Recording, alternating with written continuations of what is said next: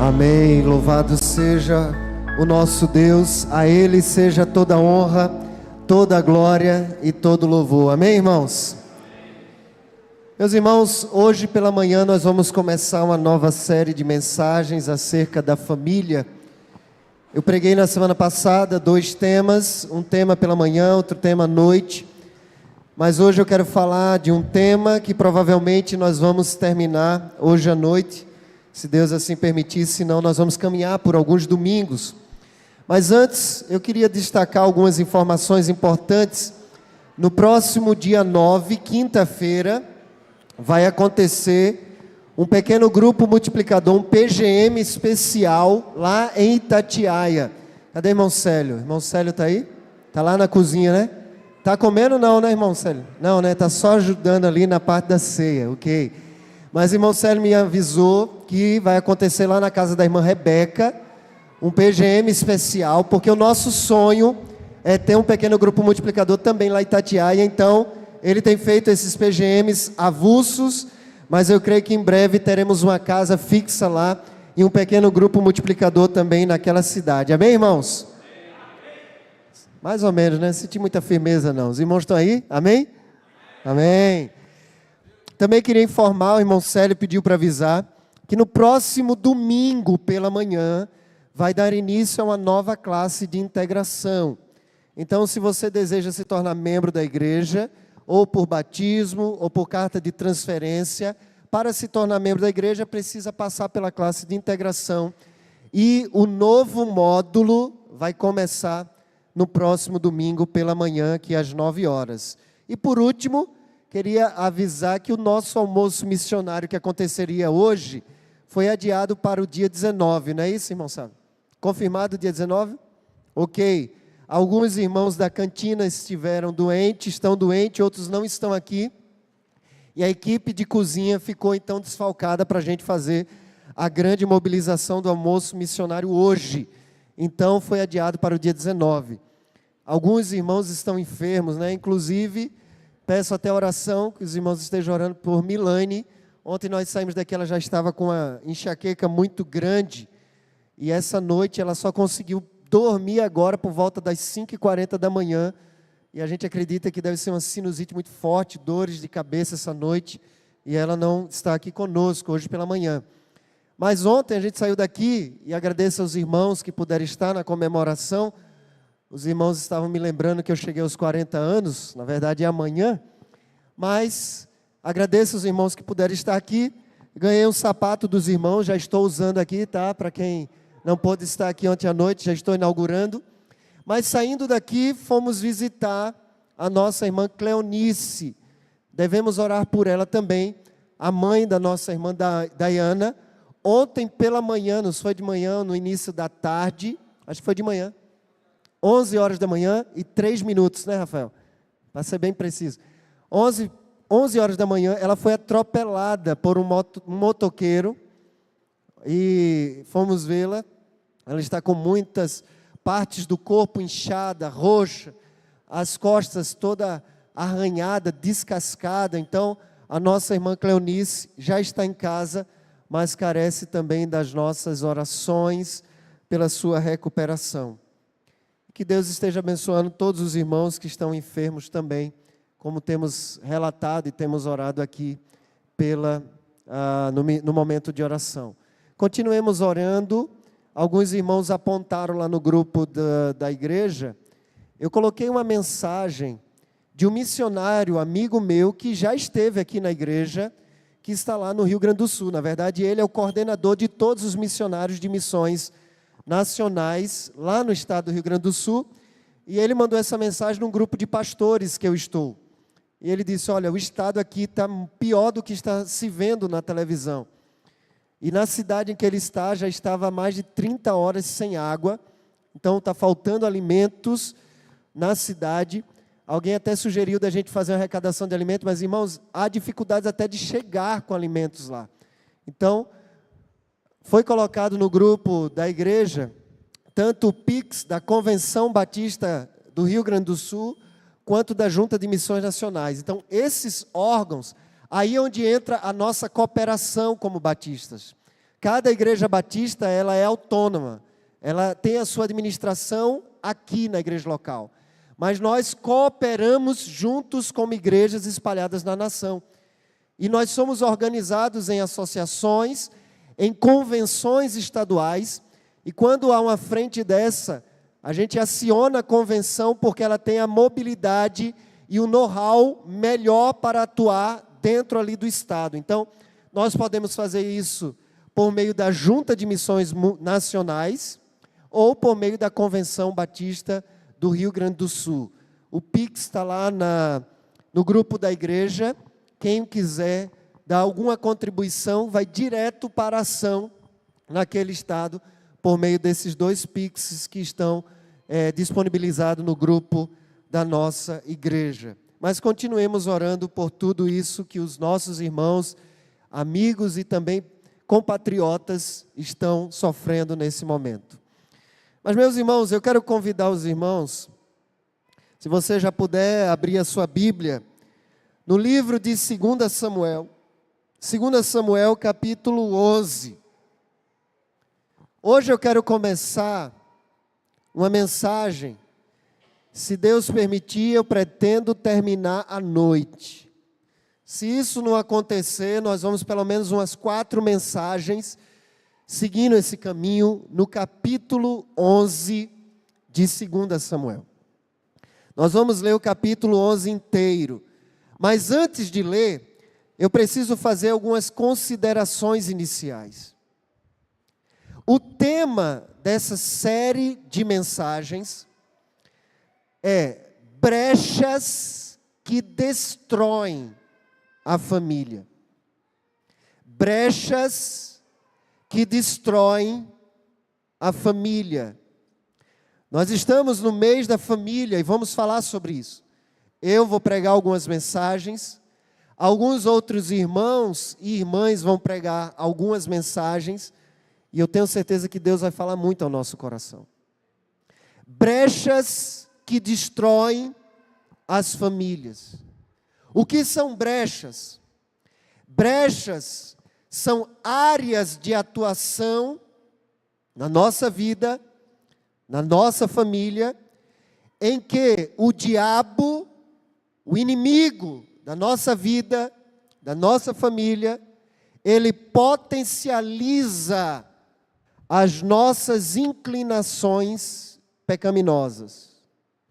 Grave bem, o servo de Deus, a serva de Deus, a família que serve a Deus, a Bíblia vai dizer que o maligno não nos toca.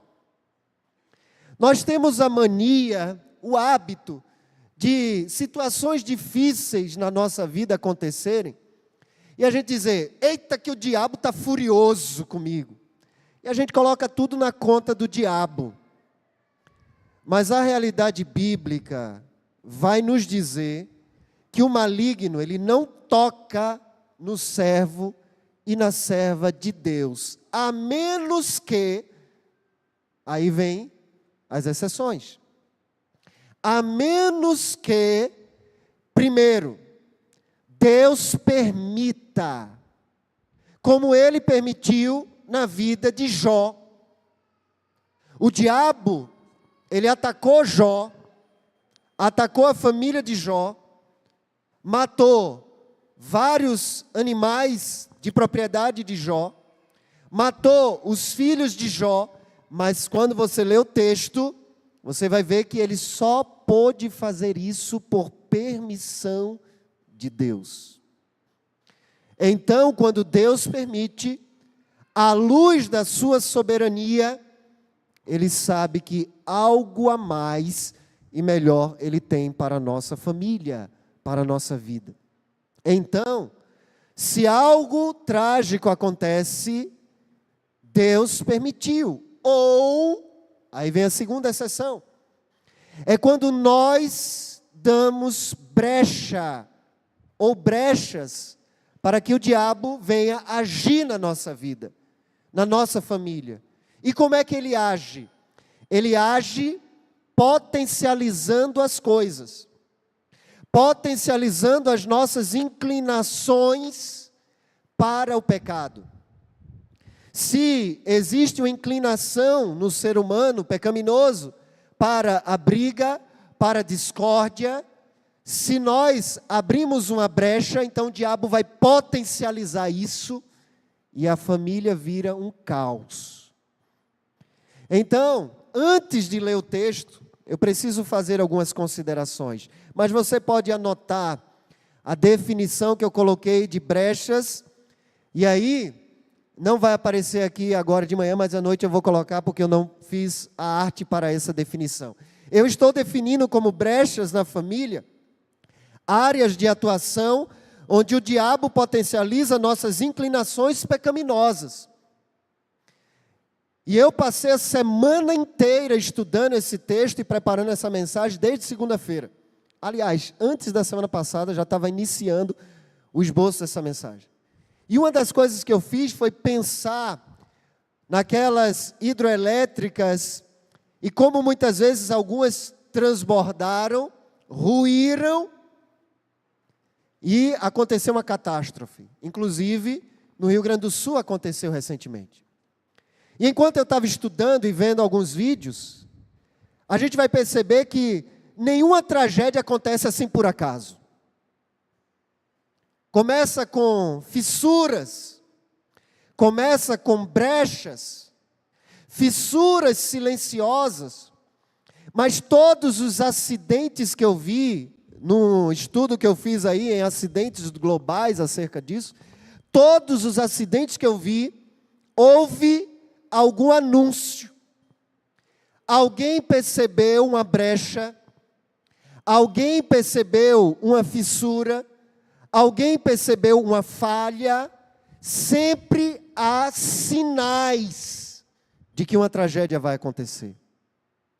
O meu desejo nessa manhã, acerca daquilo que eu estudei, acerca daquilo que o Senhor falou no meu coração, é que nós sejamos instrumentos de Deus a perceber as brechas dentro da nossa vida e da nossa família, com tempo hábil para recuperar, para restaurar, para reconstruir e para experimentar a ação do Espírito Santo de Deus na nossa vida e na nossa família. Amém, irmãos?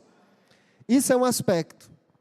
Mas também, baseado no que eu comecei na semana passada, nós olhamos para a Bíblia e vemos que o Espírito Santo de Deus estava agindo em Gênesis capítulo 1, criando todas as coisas. A terra era sem forma e vazia, e o Espírito de Deus pairava sobre a face das águas. E quando a gente lê o relato de Gênesis capítulo 1, e eu reli essa semana, porque eu estou lendo novamente a Bíblia, na Bíblia nova que eu ganhei, Gênesis capítulo 1, você vai ver que o texto começa dizendo que a terra era sem forma, vazia, havia caos, mas ele termina dizendo que houve, então, o término da criação, agora está em ordem e beleza. Então o Espírito Santo de Deus pega o caos e transforma em ordem e beleza. Você acredita nisso? Amém, irmãos? Mais ou menos, né? Foi um amém tão fraquinho. Você crê que o Espírito Santo de Deus, ele pode pegar o caos e transformar em ordem e em beleza? Você crê nisso? Amém? Porque se nós não cremos nisso, irmãos, nada adianta o que eu vou pregar nessa manhã. Nós estamos dizendo, e ali está o tema do mês, 31 dias experimentando o poder do Espírito Santo na família. E para experimentar, nós precisamos ter fé, como eu disse domingo de manhã, crer que Ele tem poder para pegar caos e transformar em ordem.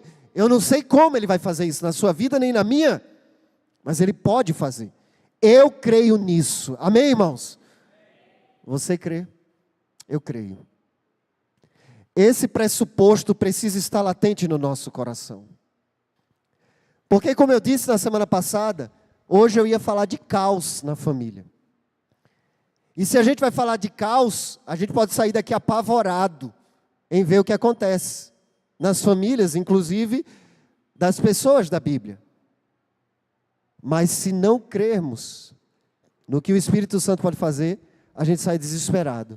Mas se crermos no que o Espírito Santo pode fazer, nós vamos sair daqui com esperança. Amém, irmãos? Segundo pressuposto, o Espírito Santo transforma causa em beleza, mas a gente viu na semana passada que o Espírito Santo, ele agiu gerando dentro de Maria Jesus Cristo. E Jesus Cristo, ele é o marco da nova criação. E eu falei que o Espírito Santo, ele age de forma sobrenatural a partir de meios naturais. E por que eu preciso reforçar isso? Porque nós vamos ver caos na nossa vida, caos na família, e vamos esperar, ter expectativa do sobrenatural de Deus. Mas é preciso ações que dependem de nós, ações naturais, para mudar o que tem que mudar, para que o Espírito venha agir de forma sobrenatural. Então, eu quero começar reafirmando alguns conceitos bíblicos. Primeiro, o conceito de família. Pode colocar aí a próxima imagem. O que a Bíblia diz que é família? Primeiramente, um homem e uma mulher, unidos em matrimônio, exceto quando um dos cônjuges já morreu. Um homem e uma mulher unido em matrimônio, mas, em geral, filhos naturais ou adotivos, e de modo secundário, qualquer outra pessoa com parentesco consanguíneo. Essa é a definição bíblica de família. Um homem e uma mulher unidos, com exceção quando morre um, junto com os filhos, geralmente, naturais ou adotivos, e os parentes de sangue. Isso é família, à luz da Bíblia. Segundo conceito que eu preciso ainda falar antes de começar a mensagem, é o conceito bíblico de casamento. O que é o casamento? É uma aliança heterossexual, exclusiva entre o homem e uma mulher, ordenado e selado por Deus, antecedida da permissão pública dos pais, consumada na união sexual, que resulta em uma parceria permanente e de apoio mútuo, e que normalmente é coroada pela dádiva dos filhos. Esse é o conceito bíblico de casamento. Ainda, existem dois aspectos que eu chamo de pressupostos preliminares, para a gente entender o que nós vamos ler. Primeiro, pressuposto. Eu preciso destacar a diferença da manifestação do Espírito Santo de Deus no Antigo Testamento para a manifestação do Espírito Santo de Deus no Novo Testamento. No Antigo Testamento, Jesus vai deixar isso bem claro, nós vamos ver que o Espírito Santo agia sobre as pessoas. Ninguém no Antigo Testamento possuiu o Espírito Santo como nós no Novo Testamento possuímos dentro de nós o Espírito Santo de Deus. Pelo contrário, no Antigo Testamento a pessoa era possuída pelo Espírito. O Espírito tomava a vida daquela pessoa. Então, no Antigo Testamento, o Espírito estava sobre as pessoas. A boa mão do Senhor. Jesus Cristo disse aos discípulos, olha, eu vou enviar para vocês o Consolador. Ele estava sobre vocês, comigo aqui ele está junto de vocês, mas ele estará em vocês. Por que eu estou dizendo isso? Quando nós lemos a história de Davi, e às vezes vamos ler a história de outros homens de Deus no Antigo Testamento, nós vamos ver muitas falhas. Mas há uma diferença entre ele ter poder, capacitação do Espírito Santo de Deus, para ser um instrumento de Deus, Eles tiveram poder do Espírito Santo. E há uma diferença entre nós, que temos o Espírito Santo dele dentro de nós. Algumas atitudes pecaminosas do Antigo Testamento foram ações de homens e mulheres de Deus, que temiam a Deus, mas não tinham o Espírito Santo de Deus. Atitudes e ações pecaminosas nossas no Novo Testamento são atitudes e decisões de pessoas que têm o Espírito de Deus, que está fazendo de tudo para você não pecar. Então, de nossa parte, não é justificável a gente permanecer no erro do pecado. Olha a diferença. A diferença da presença do Espírito Santo sobre a vida de Davi e sobre nós é gritante. A presença do Espírito Santo no Antigo Testamento é condicional. Enquanto a pessoa estava em fidelidade com Deus, o Espírito estava com a pessoa. Saul, o primeiro rei de Israel, desobedeceu a Deus, não quis ouvir a Deus. E aí diz o texto, e Deus retirou o Espírito Santo de Saul. Retirou.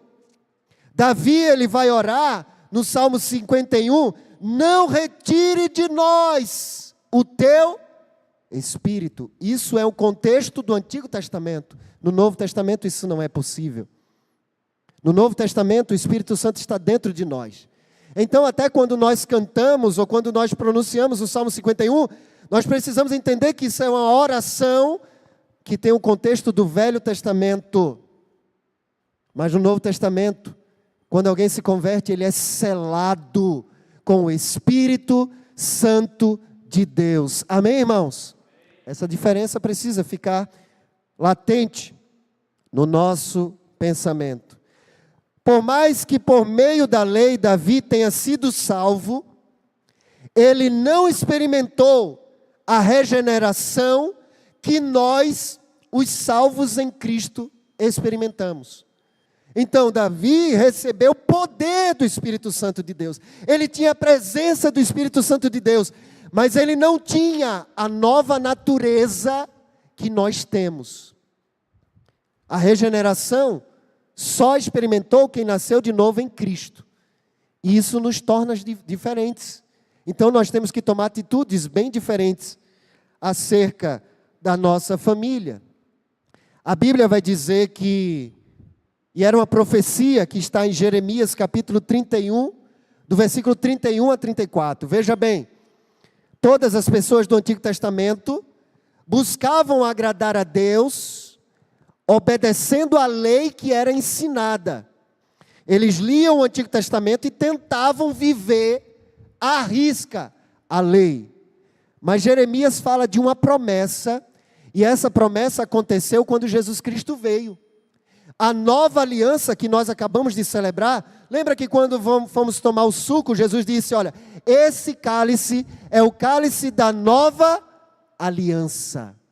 Nessa nova aliança, Deus diz, você não vai ter a minha lei do lado de fora lendo, eu vou imprimir a minha lei no coração de vocês. Então quem nasce de novo, muda. Muda, por quê? Porque a lei de Deus está dentro dela. Se a pessoa não muda nada, se a pessoa não quer viver a vontade de Deus, é porque a lei não está impressa no seu coração ainda, ela não nasceu de novo. Pode ter 200 anos de igreja. Essa é a diferença. Então, o segundo pressuposto, para a gente começar a ler o texto da mensagem, pode colocar aquela imagem. Segundo pressuposto, nós devemos considerar a segunda chance que Deus deu para Davi. Irmãos, ao estudar essa mensagem, nós precisamos parar de olhar somente para o que aconteceu com Davi e olhar a segunda chance. Deus deu a Davi uma segunda chance. A gente vai ler o texto exatamente que os irmãos conhecem, quando Davi, ele adultera com Batseba. Nesse texto, Davi, vocês vão ver, a mulher Batseba fica grávida. Deus repreende Davi. Aquela criança morre. mas Deus dá uma segunda chance. Olha o que diz 2 Samuel capítulo 12, versículo 24 e 25.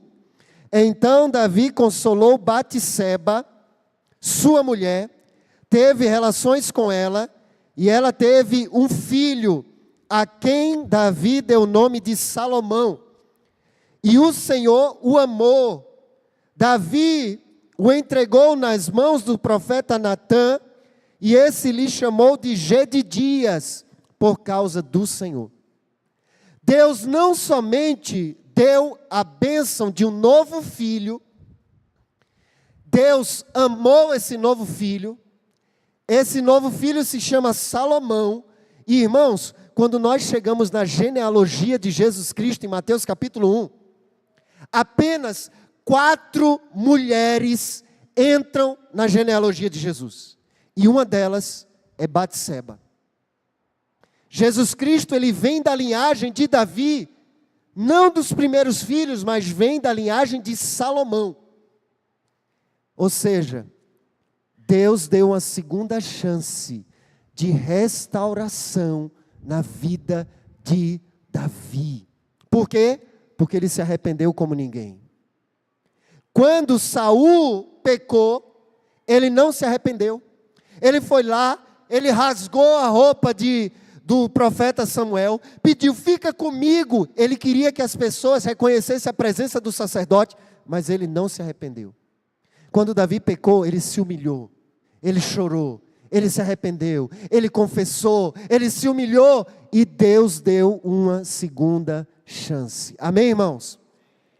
Tudo que eu vou falar aqui hoje, e nas próximas mensagens, estão baseados nesses pressupostos, que o Espírito Santo de Deus, ele quer pegar o caos na minha vida e na minha família, e transformar em beleza e em ordem. Amém, irmãos? Então, devemos olhar para a história de Davi, na perspectiva, não na perspectiva da tragédia, de seu pecado, mas sim no poder restaurador de Deus, condicionado ao seu arrependimento. Deus não dá uma segunda chance a Davi, por ele se conformar com a injustiça, mas sim por causa do arrependimento de Davi. Você deseja experimentar o poder e a ação do Espírito Santo de Deus na sua vida e na sua família? Deseja? Amém? Vamos orar então antes de ler o texto? Pai, o que nós vamos ler é a Tua palavra. O nosso desejo, a nossa oração, é que o Senhor venha falar conosco, que o Senhor venha tocar na nossa vida, em áreas que precisam ser tocadas. Senhor, o Senhor me deu algumas lições para compartilhar com a Tua igreja. Mas o Senhor é poderoso, a Tua palavra é poderosa. Tem o poder, ó Deus, de somente nessa leitura, o Senhor já falar outras lições para cada um que está aqui, todos que forem alcançados por essa palavra. Então o que nós oramos nessa manhã é: abre os nossos olhos para que possamos ver as maravilhas da Tua lei. É a nossa oração em nome de Jesus. Amém. Amém? Vamos ler então 2 Samuel capítulo 11, diz a palavra do Senhor. Acompanhe a leitura aí, vai ser projetada, Nova Almeida atualizada, são 27 versículos, mas nós precisamos ler ela de forma completa. Diz assim a palavra do Senhor: decorrido um ano, no tempo em que os reis costumavam sair para a guerra, Davi enviou Joabe, seus oficiais e todo Israel. Eles destruíram os filhos de Amon e sitiaram a cidade de Rabá, mas Davi ficou em Jerusalém. Uma tarde, Davi se levantou do seu leito e andava passeando no terraço do palácio real. Dali, viu uma mulher que estava tomando banho. Ela era muito bonita. Davi mandou perguntar quem era. Disseram-lhe: é Batisseba, filho de Eliã e mulher de Urias, o Heteu. Então Davi mandou mensageiros que a trouxessem. Ela veio e ele se deitou com ela. Ora, Batisseba tinha acabado de se purificar da impureza da menstruação. Depois ela voltou para casa. A mulher concebeu e mandou dizer a Davi: estou grávida. Então Davi enviou mensageiros a Joabe, dizendo: mande-me Urias o Heteu. E Joabe mandou Urias a Davi. Quando Urias chegou, Davi perguntou como estava Joabe, como se achava o povo e como ia a guerra. Depois Davi disse a Urias: vá para casa e descanse. Urias saiu do palácio real e logo saiu atrás dele um presente do rei. Porém Urias dormiu junto ao portão do palácio com todos os servos do seu senhor e não foi para casa. Relataram isso a Davi dizendo: Urias não foi para casa. Então Davi disse a Urias: você não vem de uma viagem? Por que não foi para casa? Urias respondeu: a arca de Israel e Judá ficam em tendas. Joabe, meu senhor, e os servos do meu senhor estão acampados ao ar livre. Como poderia eu ir para casa, comer e beber e me deitar com a minha mulher? Juro pela vida do rei que não faria tal coisa. Então Davi disse a Urias: fique aqui ainda hoje, amanhã eu o mandarei de volta. E Urias ficou em Jerusalém aquele dia e o seguinte. Davi o convidou para comer e beber com ele, e o embebedou. À tarde, Urias saiu e foi deitar-se no seu lugar, na companhia dos servos de seu senhor. Ele não foi para casa. Pela manhã, Davi escreveu uma carta a Joabe e mandou por Urias.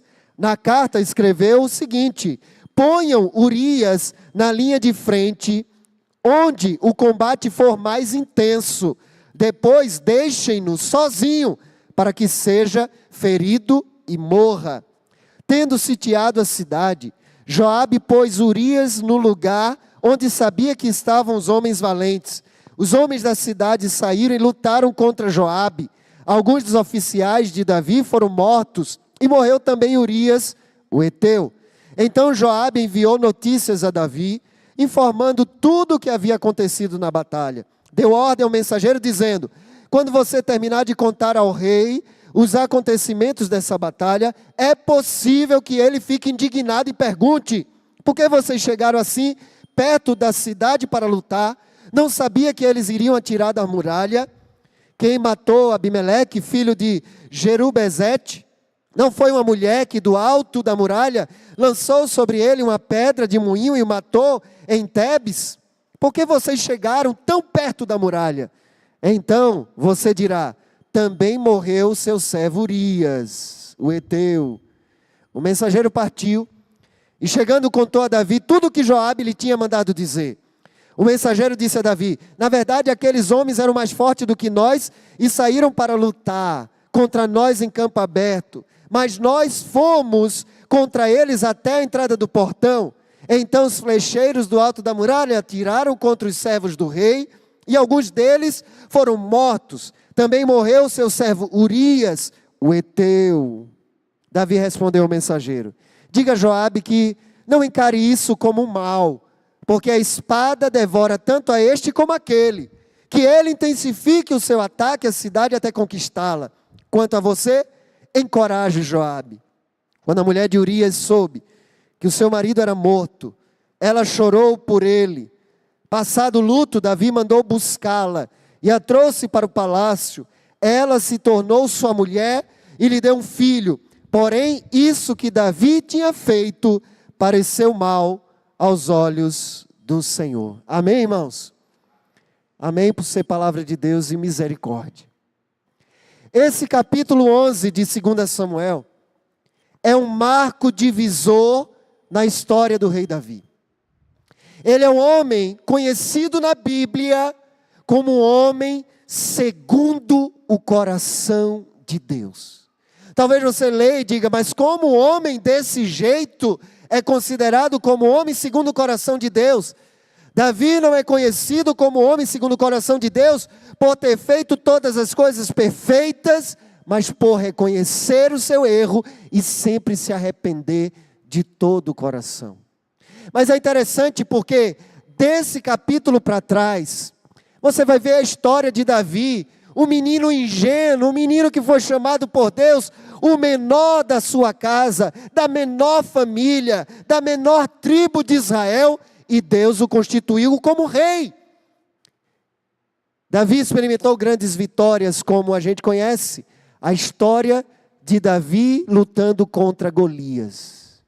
Mas a partir desse capítulo, irmãos, você vai ver uma série de tragédias que acontecem na vida de Davi e na vida da sua família. Esse capítulo marca, então, uma mudança na vida de Davi. Se nós olharmos para esse texto, você vai ver que 3 versículos, do versículo 2, versículo 3 e versículo 4, 3 versículos descrevem a queda de Davi. 3 versículos descrevem o momento de prazer que Davi teve com o pecado. Depois desses 3 versículos, você vai ver a Bíblia revelando 23 versículos, Davi fazendo de tudo para esconder o seu pecado. 3 versículos de prazer, 23 versículos tentando encobrir o pecado, e mais 9 capítulos à frente, Davi experimentando na sua vida, na vida da sua família, a consequência, a tragédia por causa desse pecado. Não é por acaso que esse capítulo está na Bíblia. Se você ver mais à frente, não só eles tiveram um filho que morreu, mas eles tiveram um filho, Davi teve um filho que começou a cobiçar a própria meio-irmã, e ele bolou um plano, e ele abusou da própria irmã, e ele depois renegou a própria irmã, até porque a irmã chamada Tamar disse, olha, não faça assim, não é assim que se faz em Israel, você abusar da sua própria irmã, peça ao rei, ele vai permitir que eu case com você. Mas o irmão Aminon não quis fazer isso, abusou, cometeu incesto, depois jogou a irmã na rua. O irmão de Tamar vai lá e assassina, mata Aminon, depois foge. E você tem filho traindo o pai, você tem irmão cometendo incesto, você tem irmão assassinando o outro, e todas essas tragédias acontecem depois desse capítulo 11 de 2 Samuel. Foi por isso que eu coloquei como tema dessa série de mensagens, brechas que destroem a família. A Bíblia nos revela, irmãos, que existem princípios de vida e princípios de morte. A Bíblia nos revela que existem princípios para o casamento, para a família, mas às vezes a gente não quer considerar. Mas eu quero dizer a você que o que Deus mandou dizer acerca da sua palavra é que se você se arrepender, se você se colocar diante do Senhor, o Espírito Santo de Deus pode trazer e fazer qualquer caos se transformar ordem e beleza. Amém, irmãos? Então precisamos crer que Ele pode fazer isso. Precisamos crer.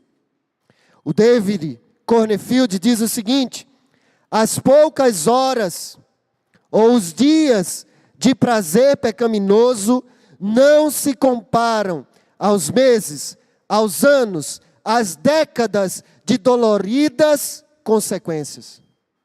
Quando Davi descobre que Batseba está grávida, ele manda chamar Urias. Urias está na guerra. Vem, faz uma conversinha, bate um papo de enrolação. Como é que está lá a guerra? Vai para casa. Urias, com muito mais integridade do que Davi naquele momento, não vai para casa. Aí dizem, Davi, olha, ele não foi para casa não. Davi queria que ele se relacionasse com a esposa para encobrir a gravidez. Ele não foi para casa não. Aí Davi fica preocupado e pergunta, por que você não foi? Não, a arca de Deus está numa tenda lá na guerra. O chefe, o nosso general Joabe está lá numa tenda. O exército está numa tenda, como é que eu posso me dar o luxo de ir para casa? Não, eu vou ficar aqui, sentado na beira do palácio. Na beira do palácio, na porta do palácio. Aí Davi tem um outro plano. Não, chama ele agora para comer comigo. Toma, bebe uma, bebe outra, vai, se embriaga. E aí Urias fica meio tonto, mas ele não perde o tino completamente, ele não vai para casa. Até que Davi então bola um outro plano. Eu vou mandar matar esse homem. E ele escreve uma carta. Tamanho foi o pecado de Davi, que ele manda a sentença de morte pelo próprio Urias. Olha, entrega aqui a Joabe. Davi tinha tanta confiança na integridade de Urias, que ele sabia que ele não ia abrir para ler. E aí, Joabe, que era um dos generais, os irmãos leram o texto, coloca Urias no meio da guerra, no lugar mais fervenho da guerra, chega com o exército perto da muralha, quando não era uma estratégia inteligente de guerra, e Joabe diz, olha, se Davi ficar irado com essa estratégia, porque era do rei ficar irado, diz a ele só uma frase, Urias morreu, que isso vai acalmar o coração dele. Irmãos, Davi, ele abre uma brecha na sua vida e na sua família, e a partir daí começa a experimentar tragédias. Eu quero falar de apenas uma tragédia, de uma brecha hoje, pela manhã, e à noite a gente continua mais. Eu quero falar sobre brechas que destroem a família. A primeira brecha, eu chamo de brecha da imprudência. Brecha da imprudência. O texto, versículo 1 diz assim, decorrido um ano, no tempo em que os reis costumavam ir para a guerra, Davi enviou Joabe e seus oficiais e todo Israel. Eles destruíram os filhos de Amon, sitiaram a cidade de Rabá, mas Davi ficou em Jerusalém. A palavra imprudência significa não ser prudente. É ausência de cautela. É como dirigir bêbado. Isso seria uma imprudência. Dentro do conceito jurídico, significa uma ação irresponsável, falta de observação àquilo que poderia evitar o mal. Eu diria que a imprudência é você correr risco. É você decidir correr riscos. Quando você decide viver o casamento, a sua família, a educação dos filhos do seu jeito e não do jeito que a palavra ensina, você está decidindo correr riscos. Você está abrindo uma brecha dentro da sua família. Eu me lembro, eu acredito que foi em 2018, eu viajei com a minha família, eu, Milane e Alice, fui pregar no congresso de igreja multiplicadora lá em Três Corações. Só que eu sempre quero estar com a igreja, eu quero estar junto com a igreja, então eu cometi uma imprudência. Eu preguei na sexta-noite, no sábado, e eu disse, não, domingo de manhã eu vou pregar lá na igreja. Eu lembro até como se fosse hoje, eu preguei João capítulo 10, sobre o bom pastor. Mas eu saí lá, eu acho que era 4h30, 5 horas da manhã, dirigindo, eu não lembro agora se foi a Space Fox ou era o Peugeotzinho que eu tinha, eu acho que era a Space Fox já, e vim dirigindo. E naquela estrada de Minas Gerais, eu já fui imprudente em sair de uma cidade lá de Minas Gerais, a 3h30 daqui, para pregar no domingo de manhã aqui na igreja. Foi imprudência. Eu decidi correr o risco. Decidi correr o risco carregando a minha esposa e a minha filha pequena, com 3, 4 anos. Decidi correr o risco. Eu fui imprudente. Mas eu vinha na estrada. E eu nunca gostei de fazer ultrapassagem. Mas tinha um bendito caminhão que só a graça de Jesus na minha vida. Eu acho que ele estava a menos 30 por hora. Estava abaixo de 0 a velocidade dele. E quando tinha oportunidade, ele não encostava para eu passar. E quando eu vi a oportunidade, ele não encostava. E quando eu vi uma oportunidade, uma reta gigantesca, que eu comecei a tentar ultrapassar, ele acelerou o caminhão. E meus irmãos, quando eu estava mais ou menos na metade do caminhão, veio uma carreta do outro lado. Milane começou a clamar pelo sangue de Jesus em silêncio, que ela disse, eu fiquei quietinha, para não te desesperar. mas eu tive que brecar. Eu tive que diminuir toda a velocidade. E quando eu percebi que o caminhão passou, eu entrei e o outro...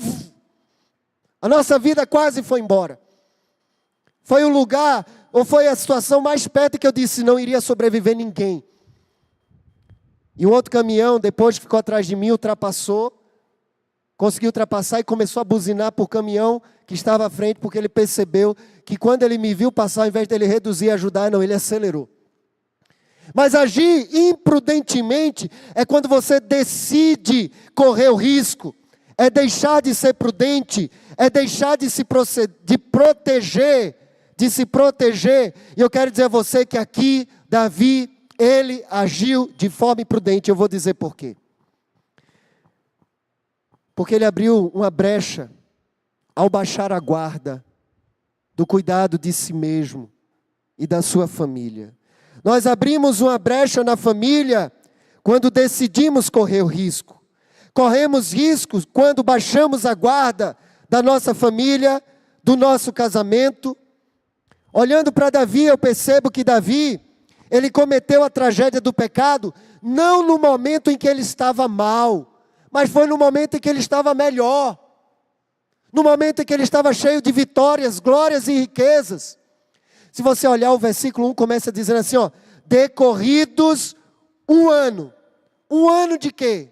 Se você olhar o capítulo anterior, você vai ver que Davi tinha experimentado grandes vitórias. Quando as coisas estão relativamente tranquilas, temos a tendência de baixar a guarda. E isso é decidir ser imprudente. Baixar a guarda na família é decidir correr risco. Foi num contexto de grandes vitórias que Davi cometeu essa tragédia de pecado. A Bíblia não dá uma justificativa plausível para o fato de Davi não ter ido à guerra. A Bíblia não diz, Davi não foi porque já estava velho demais para ir. Não, a Bíblia não diz, Davi não foi porque ele estava muito ocupado para fazer algumas coisas. Não, mas a Bíblia deixa claro que foi no momento em que os reis iam para a guerra. Davi não foi, ele decidiu ficar. E foi exatamente no momento em que ele estava celebrando grandes vitórias. E quando eu estava lendo, o que veio ao meu coração foi, e eu fui estudar, alguns estudiosos vão dizer que parece que Davi começou a inflar no coração e dizer, eu já tenho grandes conquistas, eu não preciso lutar mais. E olhando para a família, é quando a gente já conquistou tanta coisa, que a gente diz assim, olha, eu já conquistei tantas coisas, eu não preciso mais lutar pela minha esposa, nem pelo meu marido. Eu não preciso conquistar ele todo dia. Eu não preciso conquistá-la todo dia. É interessante quando a gente está namorando, a gente manda flores, a gente manda não sei o que, a gente manda cartãozinho, a gente pinta, né, se pudesse ter aquela lua, pintar a rua toda de coração para ela passar. Quando a gente casa, ao invés de flor, a gente manda espinho. Ao invés de pintar a parede, a gente manda ela pintar a casa. Vai pintar o telhado. Parece que quando a gente consegue e conquista algumas coisas, a gente baixa a guarda. E eu estou dizendo que baixar a guarda na família é decidir correr o risco, é ser imprudente. É interessante que o texto vai dizer, decorridos um ano. Se você olhar para o capítulo anterior, você vai ver que Davi, ele fez grandes conquistas. Agora deixa eu dizer uma coisa para vocês, irmãos. Eu tenho 6 minutos para correr e acabar. Davi, nesse capítulo anterior, capítulo 10, ele conquista as terras que Deus tinha prometido a Abraão em 1870 antes de Cristo. Josué foi conquistar a terra prometida, ele não conquistou tudo. Os outros reis vieram conquistar alguma coisa, mas não conquistaram tudo. Davi conseguiu conquistar a promessa de Deus feita há 900 anos antes. Imagina você saber que tem uma promessa de Deus, e você realiza essa promessa. Conquistamos o que Deus disse que tinha que conquistar a Abraão. A promessa abraâmica, a aliança se cumpriu na minha vida. Aí você começa a inflar e dizer, eu sou bom demais, eu me basto. Eu já conquistei a esposa que eu queria, eu já conquistei a família que eu queria, os filhos que eu queria, eu já tenho a casa que eu queria, eu tenho o emprego que eu queria, eu tenho o carro que eu queria, eu me basto. E você corre o risco da imprudência, de não lutar mais, de não querer conquistar mais, de não querer proteger a sua família. Davi pecou não numa fase em que ele estava mal, mas em uma série de vitórias apresentadas pelas Escrituras. E eu vou ter que correr para finalizar. Olha aí, passa a lista aí, 2 Samuel capítulo 5. Veja bem, eu vou só citar. 2 Samuel 5:1, Davi é aclamado rei de todo Israel. Você vai ver que antes do capítulo 11, desde o capítulo 5, Davi só tem crescimento. Ele por 7 anos e meio foi rei apenas de Judá e Benjamim, 2 tribos. No capítulo 5, todo Israel reconhece ele como rei. Que vitória! Ainda, 2 Samuel capítulo 5, do versículo 6 ao 16, Davi conquista a cidade de Jerusalém. Foi uma conquista difícil, era uma cidade fortificada. Jerusalém se tornou a cidade de Davi, a cidade do templo de Deus, a cidade santa. Foi uma grande conquista de Davi. Capítulo 5, versículo 13 ao versículo 16, Davi se afasta das instruções do Senhor. Ali ele começa a se casar com outras mulheres. Porque no momento em que um rei conquistava um novo império, fazia parte da cultura oriental, você fazer alianças com outros reinos e se casando com mulheres, com princesas. Davi começa a fazer isso, grava bem. Ele começou a fazer isso, mas não era a instrução do Senhor. Em Deuteronômio capítulo 17, versículo 17, vai deixar muito claro a instrução para o rei de Israel não fazer isso. Mas Davi começou a imitar as nações onde ele estava conquistando. E aí eu já aprendo uma lição. A queda de um homem, ou mesmo a perda da sua integridade, não é algo pontual. Você não decide pecar, você não decide adulterar de uma hora para outra, mas é uma forma gradativa. Davi foi começando a abrir mão, quando ele começou a se conformar aos povos onde ele estava. Então brechas surgem de forma gradativa, pode passar. Brechas surgem de forma gradativa, quando abandonamos a palavra de Deus e nos conformamos aos costumes pecaminosos do mundo. Ah, mas todo mundo faz isso. Aí você cede, você imita, você se envolve. 2 Samuel capítulo 5, do 17 ao 25, Davi vence os filisteus. Capítulo 6, Davi leva a arca da aliança para Jerusalém. Olha que coisa extraordinária. A arca, que era a presença de Deus, agora Davi consegue levar para a cidade onde ele morava. Só que ele já tinha feito outra tentativa. Se você olhar 1 Crônicas capítulo 3, você vai ver que a arca de Deus, Davi tentou levar para Jerusalém. Ele pegou uma carroça que nunca tinha sido usada, colocou a arca de Deus na carroça, e nessa caminhada para Jerusalém, de repente os bois tropeçam, a carroça vai cair, e um homem chamado Uzá tenta segurar a arca. E o que é que acontece com Uzá, irmãos? Ele morre. Davi fica irado com Deus. Ele fica irado, puxa vida, eu quero a arca de Deus perto de mim, eu quero a presença de Deus perto de mim. Que Deus é esse que mata alguém que foi salvar a arca dele? Eu não quero mais a arca de Deus perto de mim, não. Só que, irmãos, existia instruções claras na lei de como transportar a arca de Deus. Ninguém poderia tocar, não poderia colocar numa carroça. Havia varas especiais e orientações claras de Deus de como transportar a arca. Davi decide fazer do seu jeito. Aí eu aprendo uma outra lição, que brechas surgem quando somos imprudentes, decidindo correr o risco de fazer as coisas do nosso jeito e não como está prescrito na palavra de Deus. Davi quis transportar a arca do jeito dele. Matou Uzá. Gente morre quando a gente decide fazer as coisas do nosso jeito. Existem prescrições acerca do casamento, acerca da postura do homem no casamento, acerca da mulher no casamento, acerca dos pais no casamento, acerca dos filhos na família. Mas a gente quer fazer do nosso jeito. Sempre que a gente faz do nosso jeito, alguém padece. É isso que a Bíblia está nos ensinando, dizendo: olha o que aconteceu com Davi. Olha o que aconteceu com Davi. Queremos vivenciar o casamento do nosso jeito, queremos educar os filhos do nosso jeito, mas o mundo diz para fazer assim, meu irmão, fica com a palavra de Deus. Fica com a palavra de Deus. Davi, ele queria, veja, que coisa boa, ele é alguém que queria se aproximar de Deus, mas ele queria se aproximar de Deus do jeito dele, e não do jeito que a palavra orienta. Nesse contexto aqui do capítulo 6, Davi consegue levar a arca agora. É mais vitória. Capítulo 7, do 1 ao 17. Davi recebe promessas e garantias de Deus. Que coisas boas. Deus promete dar um filho, um reino. Promete que teria um sucessor contínuo no reino dele. Capítulo 7, do 18 ao 29. Davi se agrada de Deus por todos os seus benefícios. Capítulo 8, Davi desfruta de grandes vitórias. Capítulo 9, Davi expressa o caráter benevolente de Deus, sendo benevolente com Mefibosete, o filho de Jonatas que era aleijado. E capítulo 10, Davi, ele desfruta de grandes vitórias, conquistando o que tinha sido prometido desde os tempos de Abraão.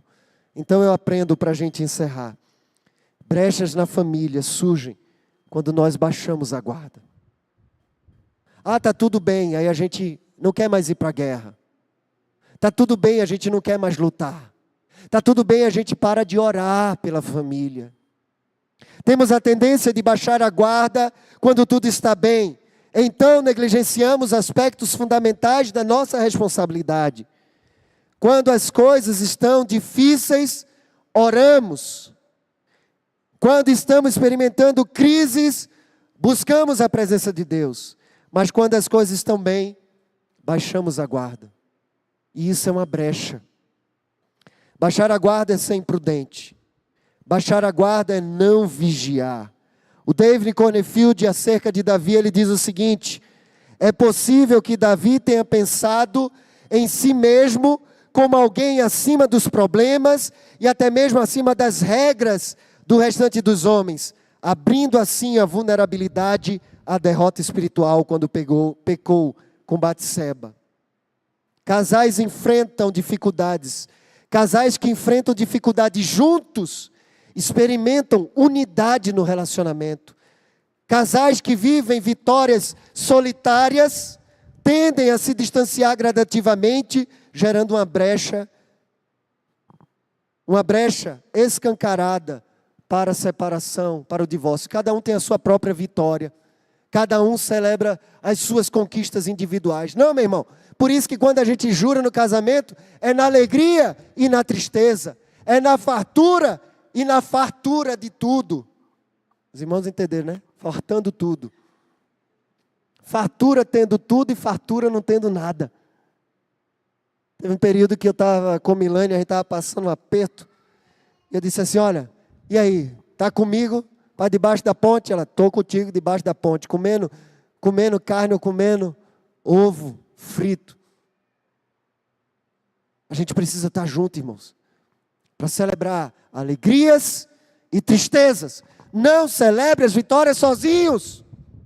Família, juntos. Homens, não passem problemas sozinhos. Compartilhem juntos as vitórias, as dificuldades. Passar por problemas sozinhos é decidir correr o risco, é decidir ser imprudente. Homem, geralmente, quando está com dificuldade financeira, ele sofre sozinho, ele não quer compartilhar.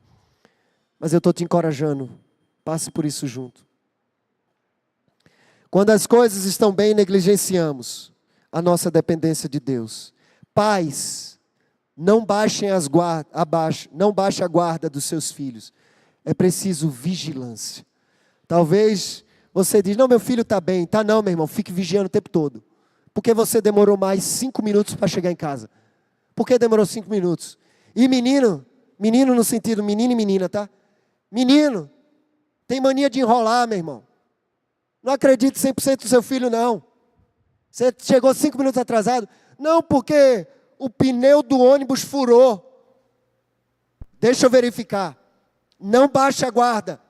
Por que você fez isso? Ah, aconteceu que choveu canivete lá na escola. Deixa eu investigar. Eu vou estar junto do meu filho, da minha filha, porque eu não quero ser imprudente, eu quero acompanhar, eu não quero correr o risco de deixar que o mundo influencie e mate os meus descendentes. Amém, irmãos? Nós vamos para a guerra, nós não vamos ficar em casa enquanto a gente tinha que estar na guerra. Hoje eu quero orar por aqueles que admitem que talvez estejam agindo imprudentemente na sua família, está correndo risco. Às vezes está querendo fazer do seu jeito e não do jeito que a Bíblia diz. Às vezes está querendo estar acima das leis. Como Davi tem tentado fazer as coisas do seu jeito. E como Davi tem tentado correr o risco. Se você deseja se colocar diante do Senhor nisso, eu quero orar por você, fica de pé. Nós vamos orar encerrando. Se você quer reconhecer e dizer, Senhor Jesus, eu estou agindo de forma imprudente, eu quero ser mais prudente, eu quero vigiar. Eu quero conquistar minha esposa todo dia. É engraçado porque quando eu estava namorando a Milene, eu escrevi um poema para ela e disse assim, no poema, eu quero que você tenha pouca memória para eu ter que te conquistar todo dia. Eu acho que eu tinha assistido aquele filme lá que a mulher perde a memória, né? De vez em quando, você lembra que eu fiz isso? Ela disse, não lembro não. Eu digo, Senhor, Ele respondeu a minha oração. Mas isso é bom, porque eu tenho que conquistar todo dia. Esposa, conquiste seu esposo todo dia. Nós não vamos baixar a guarda, amém, irmãos? Pode estar fazendo 28 de casamento, viu? Chama ela para passear. Amanhã não abre não, né, o Texburg? Vai levar ela para passear, né, para jantar amanhã? Não ia não, mas vai a partir de hoje. Leva ela, deixa os meninos em casa. E não convida ninguém não, é só vocês dois. Vai passear. E leva ela num lugar bom, viu? Caro. Estou quebrando o Valdeci. Quando a gente quer namorar, a gente leva lá na pracinha? Não, a gente leva num lugar bonito, a gente quer surpreender. Eu lembro o primeiro lugar que eu levei Milane para conhecer ela ainda. Eu acho que eu não consegui nem pagar até hoje. É brincadeira. Não foi tão caro assim não. Pizzaria Atlântico, lá em Pernambuco. Lasanha 4 queijos, coitado. Acho que foi depois dessa lasanha 4 queijos que ela ficou com intolerância à lactose. E um suco de uva. Mas a gente tem que investir na família, em nome de Jesus. Pai, nós estamos nessa manhã de pé, ou mesmo com o coração em pé, reconhecendo, Deus, que nós não podemos baixar a guarda.